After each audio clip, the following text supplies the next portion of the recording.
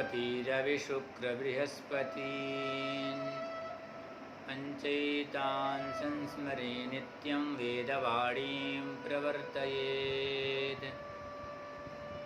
वक्रतुण्डमहाकाय कोटिसूर्यसमप्रभा निर्विघ्नं कुरु मे देव सर्वकार्येषु सर्वदा। श्रीमन्महागणपतये नमः।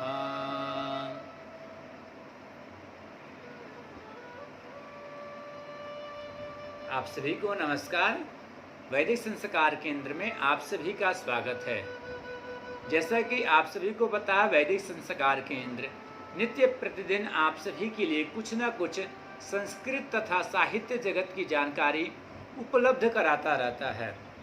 उसी क्रम में हम आगे बढ़ेंगे और श्रावण मास के बारे में जानेंगे। तो मुख्यतः श्रावण मास की पूजा क्यों किया जाता है, श्रावण मास की कथा क्या है, श्रावण मास में किसकी पूजा करनी चाहिए, मन की कामना पूर्ति के लिए कैसे पूजा करें, अनेक प्रकार की मन के अंदर जो भी आपके अंदर शंका है उसका समाधान करेंगे। तो आप सभी से निवेदन है कि आप सभी वैदिक संस्कार केंद्र के YouTube चैनल को सब्सक्राइब करें तथा अपने इष्ट मित्रों के साथ भी शेयर करें।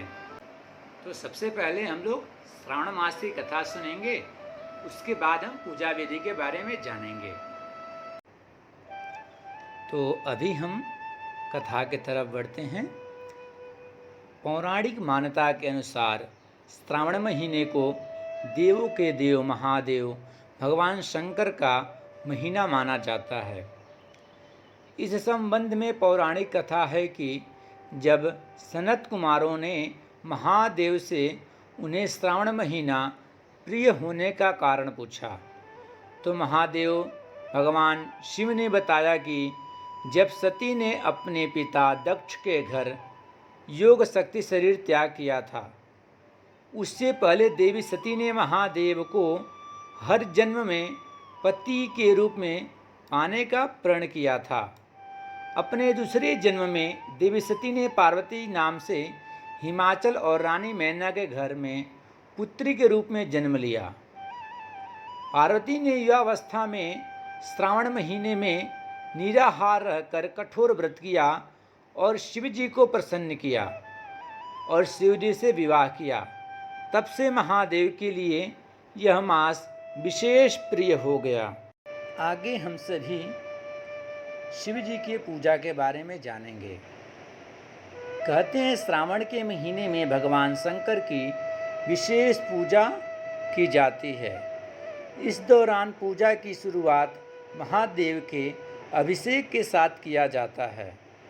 अभिषेक में महादेव को जल, दूध, दही, घी, शक्कर, शहद, गंगा जल, गन्ना रस आदि से स्नान कराया जाता है। अभिषेक के बाद बेलपत्र, शमी पत्ता, दूब, कुशा, कमल, नीलकमल, कनेर, राई फूल से शिव जी को प्रसन्न किया जाता है। इसके साथ ही भोग के रूप में धतूरा, भांग, श्रीफल, मिठाई महादेव को चढ़ाया जाता है। महादेव का अभिषेक के बारे में भी बहुत सुंदर वर्णन किया गया है। कहते हैं महादेव का अभिषेक करने के पीछे एक पौराणिक कथा का उल्लेख है। कहते हैं समुद्र मंथन के समय हलाहल विष निकलने के बाद जब महादेव विष का पान करते हैं तो वह मूर्छित हो जाते हैं। उनकी दशा देखकर सभी देवी देवता भयभीत हो जाते हैं और उन्हें होश में लाने के लिए निकट की जो चीज़ें उपलब्ध होती हैं उनसे महादेव को स्नान कराते हैं। इसके बाद जल से लेकर तमाम उन चीज़ों से महादेव का अभिषेक किया जाता है। भगवान शिव को प्रसन्न करने के लिए बिल्वपत्र और स्मीपत्र चढ़ाते हैं। इस संबंध में एक पौराणिक कथा के अनुसार जब 89,000 ऋषियों ने महादेव को प्रसन्न करने की विधि परमपिता परमेश्वर ब्रह्मा जी से पूछी, तो ब्रह्मदेव ने बताया कि महादेव 100 कमल चढ़ाने से जितने प्रसन्न होते हैं उतना ही एक नील कमल चढ़ाने से प्रसन्न होते हैं।